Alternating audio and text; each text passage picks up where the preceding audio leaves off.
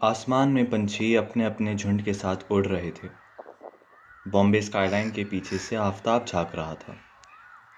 नीचे पार्क में बच्चों का शोर था और मेरे अंदर एक अजीब सा सन्नाटा। आज से नहीं बल्कि बचपन से ही कुछ ऐसे ही मिजाज का हूं मैं, चुपचाप अपनी ही दुनिया में रहने वाला। ज्यादा बोलना बचपन से ही अच्छा नहीं लगता था। हाँ, वो अलग बात है कि आई बाबा के घर कोई ज्यादा बात करने वाला ही नहीं था, तो शायद और कोई चारा भी नहीं था। अपने घर की खिड़की पर बैठा दरिया के किनारों को ताकता, ठंडी हवा को महसूस करता और सन्नाटे में डूबता। मैं शोभित, और ये मेरी कहानी है। उस रोज जब मैं बैठे बैठे अपनी जिंदगी के बीते कुछ महीनों को पलट के देख रहा था, तो चेहरे पर एक हंसी आकर बैठ गई। मेरी शादी की एल्बम मेरे हाथ में थी और जहन में यादों की एक आंधी। इन्हीं यादों में खोया मैं आफताब की उस रोशनी को उफुक के कोनों में मिलते देख रहा था कि तभी उस खामोशी को चीरते हुए एक फोन कॉल मेरे फोन पर आया। फोन पर अंकिता नाम लिखा था। अंकिता, मेरी पत्नी। अब नहीं है, दरअसल 1 साल पहले ही हमारा तलाक हो गया, पर हम अब भी अच्छे दोस्त हैं। किसी ने दोबारा शादी नहीं की, करना तो दूर किसी ने इस बारे में सोचा तक नहीं। खैर, मैंने अपनी हमारी एल्बम बाजू रखी और फोन उठाया। Happy birthday. और बर्थडे बॉय, क्या सोचा है? अच्छा सुनो, मैंने तो ना प्लान बनाया है। पहले मूवी देखने चलेंगे और फिर एक अच्छे से रेस्टोरेंट में डिनर, और फिर है ना शोभी। शोभी, अरे क्या हुआ, कहाँ खो गए? नहीं अंकिता, आज रहने देते हैं। मुझे ऑफिस का कुछ काम भी है और कल प्रेजेंटेशन भी देनी है, तो आज नहीं, सॉरी। मैंने फोन काट दिया। तलाक के बाद ये चौथी बार है जब अंकिता ने मुझे साथ चलने को पूछा, पर अब अच्छा नहीं लगता, या कहो डर लगता है कि कहीं फिर मैं उसके साथ रहने पे खुद को मजबूर ना कर लूं। मैंने फोन काट के नीचे रखा ही था कि तभी मेरे सीनियर का मैसेज आ गया। मैंने नहीं पढ़ा क्योंकि पता था मुझे कि क्या लिखा होगा। मैं अपनी आंखों में खुद के लिए तरस भरकर आकाश में फैलते अंधेरे को देखता रहा। धीरे धीरे उन बच्चों की आवाज भी मेरी खुशी की तरह गायब हो गई। सूरज ढल चुका था, तारे भी खिल उठे थे। मैंने घर की लाइट जलाने का सोचा और खिड़की से उठकर हॉल की तरफ चल दिया। मैंने हॉल की लाइट खोली और अपना लैपटॉप उठा के वापस उसी खिड़की के पास जाकर बैठ गया। लैपटॉप खुलते ही लगा कि जैसे फिर उन जज्बातों के बंजरगांव में आ गया हूं। कीबोर्ड के अक्षरों के बीच की दूरी जमीन में पड़ी झुर्रियों सी लग रही थी और मेरी उंगलियां उन पे चलते किसी मुसाफिर की तरह। स्क्रीन के चमकते ही मैं लॉगिन पासवर्ड लिखने में मशरूफ हो गया कि तभी अंकिता का वॉइस मैसेज आया। अरे ये तो बताओ कि कितने साल के हो गए हो? उसके मैसेज आने पर जो खुशी झूमते हुए आती थी, इस सवाल को सुनते ही एक पल में गायब हो गई। अपनी उंगलियां लैपटॉप की कीबोर्ड से हटाकर फोन पर लाया और बेहिस होकर लिख दिया, 30 का हुआ हूं। अपने इस जवाब को देखते ही मुझे अपने बचपन के गुमनाम पन्नों पर लिखे किस्से याद आ गए। दरअसल मेरा जन्म 1990 की इसी शाम को, यानी 30 जुलाई को हुआ था। इस दुनिया में अपने कदम रखते ही मेरे बाबा ने मेरी कुंडली निकलवाई। बर्थ सर्टिफिकेट नहीं, कुंडली। कभी कभी सोचता हूं तो अजीब लगता है, पर वो भी क्या करते, कट्टर ब्राह्मण जो थे। पर वो भी क्या करते, कट्टर ब्राह्मण जो ठहरे। परिवार के करीबी जान पहचान वाले पंडित जी ने मेरी कुंडली बनाई। जब बाबा उनसे वो कुंडली लेने गए तो पंडित जी ने बाबा का हाथ पकड़ा और बोला, मिश्रा जी, आपका लड़का गुणवान है, कम उम्र में बहुत नाम कमाएगा, हो सकता है किसी बड़े दफ्तर में ऊंचे पद पर भी बैठे, पर पंडित जी के मुंह से ये पर सुनते ही बाबा के चेहरे पर एक सवाल की लंबी दरार पड़ गई। पर मतलब क्या हुआ पंडित जी? मिश्रा जी, इसकी उम्र कम है। ग्रहों की स्थिति के कारण ये 30 से ज्यादा नहीं जिएगा। अच्छा, अब देर हो रही है। जी धन्यवाद। बाबा के साथ साथ घर के सारे लोग परेशान थे। आई, दादी, सब लोग। एक अजीब सा माहौल है मेरे घर का, क्योंकि दादी ने कभी मेरी आई को अपनाया नहीं। उन्हें लगता था कि मेरी इस कम उम्र की वजह वो है क्योंकि मुझसे पहले आई का मिसकैरेज हुआ था।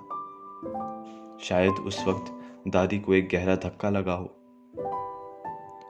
असल में मुझे भी अपनी इस कम उम्र के बारे में दादी के मुंह से ही पता चला जब दादी ने आई को डांटते हुए कहा कि तेरी ही वजह से वो बच्चा भी मारा गया था और तेरी ही वजह से ये भी, सब तेरी वजह से, सब।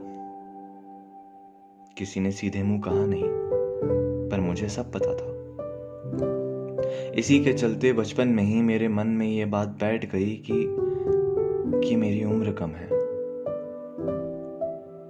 वहीं खिड़की पर बैठा अपनी यादों में खोया था कि तभी मेरे लैपटॉप स्क्रीन पर एक पॉपअप आया। उसकी आवाज मुझे विषाद के गहरे समंदर से यूं उठा लाई। मैंने लैपटॉप स्क्रीन पर देखा। दाईं तरफ एक वेबसाइट का ऐड था और वेबसाइट का नाम था knowyourdeathdate.com। वही ख्याल, यादों के वही भवंडर और बचपन का वही खौफ, सब एक साथ जहन के किसी कोने से निकलकर पूरे कमरे में फैल गए।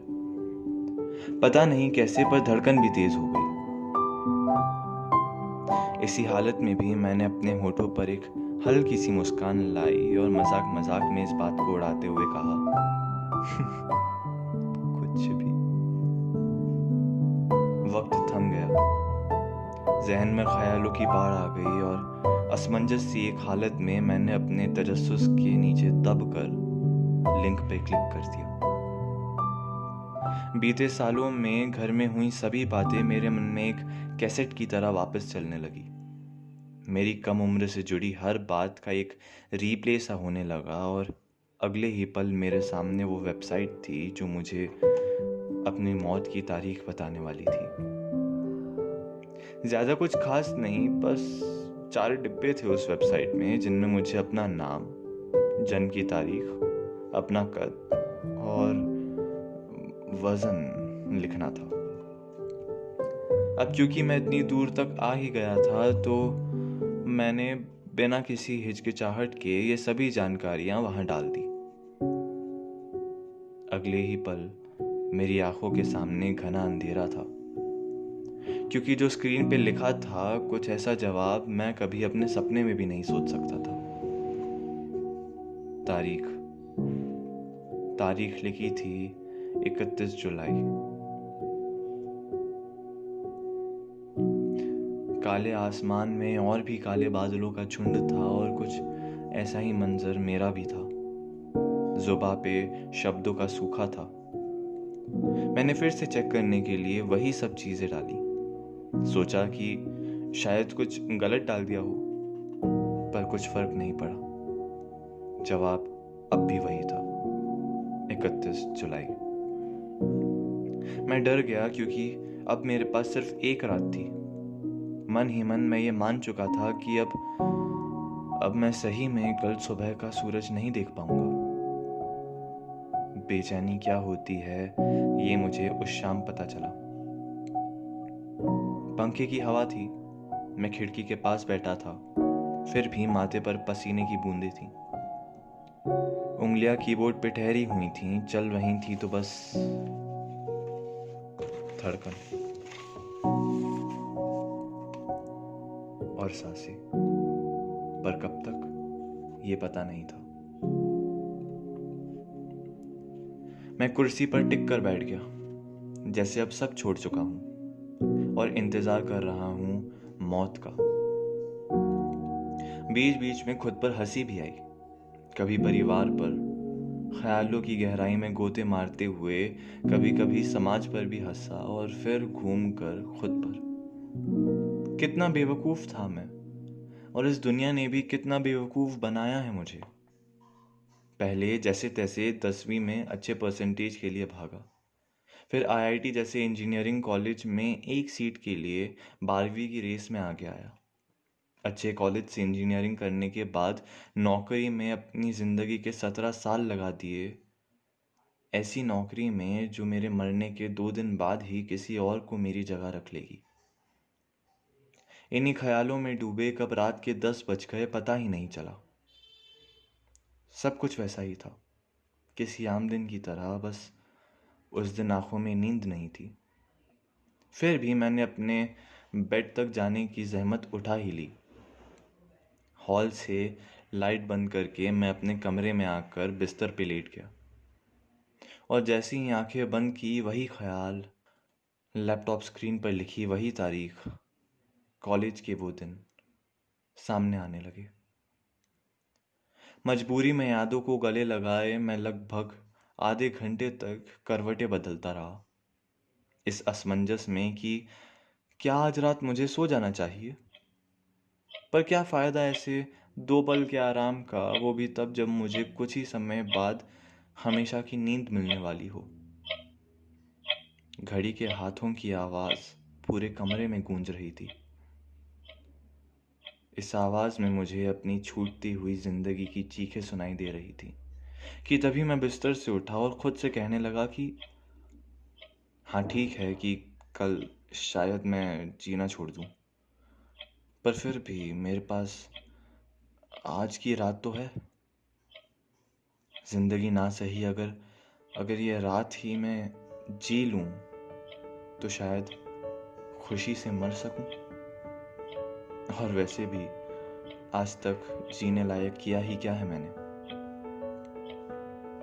बचपन चुपचाप खौफ में गुजारा, हाई स्कूल तक दोस्तों की आदत छूट गई, और कॉलेज उसकी तो बात ही मत करो।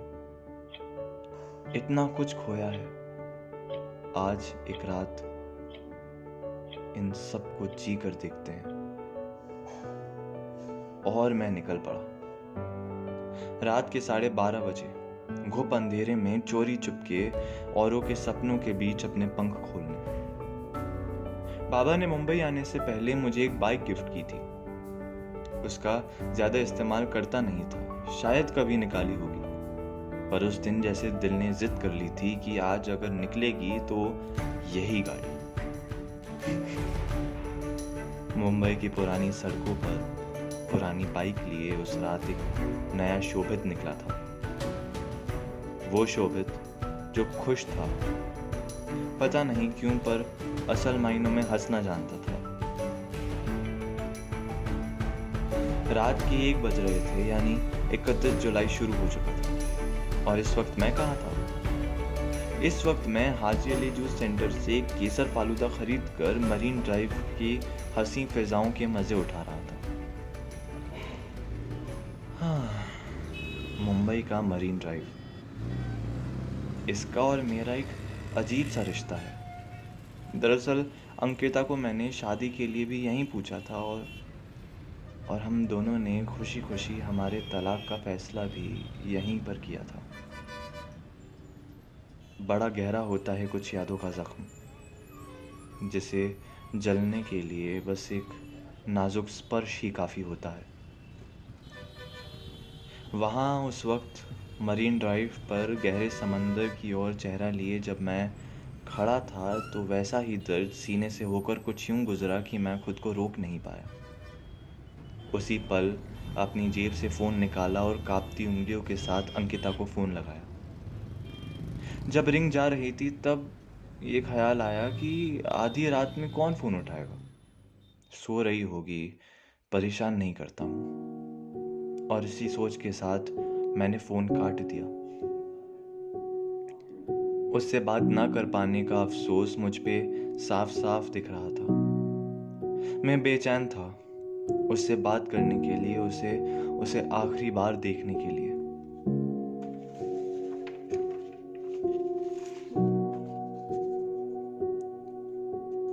उफ़क़ के वीरान कोनों में आस की एक छोटी सी किरण ढूंढ रहा था कि तभी एक फ़ोन कॉल आया। अंकिता का था। मैंने बिना कुछ देर किए फ़ोन उठाया और बोला, हेलो अंकिता। हाँ बोलो शोभित, इतनी रात गए कॉल किया, सब ठीक तो है?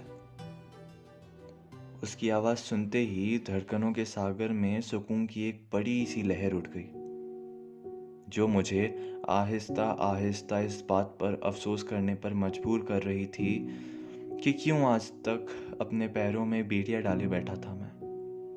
क्यों उससे ना मिलने के बहाने निकालता था हर बार। सच है कि जब मोहब्बत हो तो बोल देना चाहिए, कम से कम चैन से मर तो सकते हैं। शोभित, शोभित, बताओगे हुआ क्या है? वो मुझसे कुछ यूं सवाल पूछ रही थी जैसे अब भी मेरी पत्नी हो। अंकिता के सवालों में फिक्र थी, वो परेशान थी, मेरे जवाब का इंतजार कर रही थी और मैं साहिल पर खड़ा आंसू बहाए बस उसे सुन रहा था। मैंने बात करना शुरू किया और अपने दिल की बात उससे कह दिया कि मुझे डर लगता था। कह दिया कि आज भी जब मैं तुम्हें हमारी शादी वाली तस्वीरों में देखता हूँ तो तुम्हारे पास वापस आ जाने को दिल करता है। और कह दिया कि कितने बार मिलने को तरसा हूं पर कभी मिल नहीं पाया, हिम्मत नहीं हुई। कुछ ऐसे ही बातें की, कुछ ऐसी ही बातें की उस रोज मैंने उससे, और इन्हीं बातों में मेरी जिंदगी के कुछ 2 घंटे और निकल गए। सुबह के 4 बज रहे थे। मैं घर वापस आ चुका था, इस बार नया, इस बार खुश। अंकिता से बात करने के बाद भी और बहुत कुछ किया मैंने। मोहल्ले के चौराहे पे ठेले पे मिलने वाला चाइनीज खाया, एक छोटी सी सी ग्रेड फिल्म सिनेमा में देखी और खूब मजे किए। अपनी जिंदगी के आखिरी कुछ पल जितने खुशी से जी सकता था जिया, और ये भी जाना कि खुश रहना कितना थकाने वाला काम है, क्योंकि जैसे ही मैं घर आया बिस्तर ने मुझे अपनी तरफ कुछ यूं खींचा और जकड़ लिया जैसे फेविकॉल का कोई जोड़ हो। थक के चूर मैं सो गया। उस रात अपनी जिंदगी को एक नए ढंग से जीकर आया था। उस रात अपनी जिंदगी को एक नए ढंग से जीकर आया था। बिस्तर पर उबासी लेते हुए बस ये सोच रहा था कि काश इतनी खुशी से मैं बस इस रात नहीं अपनी पूरी जिंदगी रह पाता। अगली सुबह 6 बजे का ऑफिस अलार्म बजा। इतने आराम से पूरी जिंदगी नहीं सो पाया था। जिस खिड़की से सुबह की ताज़ी धूप आ रही थी, उसी खिड़की से बाहर अपनी नींद को फेंक कर जब मैं उठा तो घबरा गया। 7:30 बज गए थे। ऑफिस जाना था, प्रेजेंटेशन देनी थी, मीटिंग भी थी। मैं उठा, मैं बाथरूम में गया। मैंने ब्रश लिया, ब्रश पे पेस्ट लगाया और दांत घिसने लगा। नहा के जल्दी से वापस आया, अपने ऑफिस की शर्ट पहनी, लैपटॉप बैग उठाया, लैपटॉप उठाया, दरवाजे को ताला लगा के मैं निकला। मैं ये भूल चुका था कि आज की तारीख 31 जुलाई है और ये शायद वही तारीख हो सकती है जिसमें मेरी मौत हो। सड़क पे चलते चलते मैं बीती रात के बारे में ही सोच रहा था। वेबसाइट और इस तारीख के बारे में सब भूल गया था। मैं ऑफिस में पहुंचा, बॉस से थोड़ी डांट खाई, दोस्तों के साथ गप्पे लड़ाए और शाम 6 बजे वापस घर आ गया। खिड़की पर बैठा, बॉम्बे स्काईलाइन को ताकता, उस तारीख का इंतजार कर रहा हूं आज भी।